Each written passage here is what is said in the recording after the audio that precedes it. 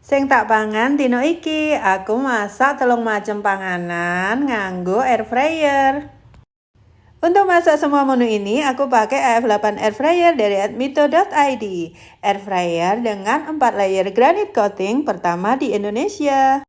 Oke, langsung kita masak menu pertama ya. Aku bikin roti bawang keju, gampang banget, tinggal siapin roti tawar, lalu oles bahan olesan, kasih keju, kemudian kita panggang pakai air fryer AF8. Nah, ini cocok untuk sarapan atau menu snack anak-anak ya teman-teman, enak banget rasanya. Ini dia hasilnya. Menu kedua untuk makan lauk nasi, ini aku bikin ayam pelalah. Ini gampang banget juga, tinggal kita lumuri ayam dengan bumbu, kemudian kita bungkus daun pisang, lalu kita panggang di Mito AF8 air fryer juga. Tinggal kita panggang kurang lebih 20-30 menit ya, sampai matang. Nah, ini dia hasilnya. Selanjutnya menu ketiga, aku buat bread pudding. Gampang banget juga cara bikinnya, tinggal aduk-aduk semua bahan, lalu tuang di atas roti tawar yang dipotong kecil-kecil.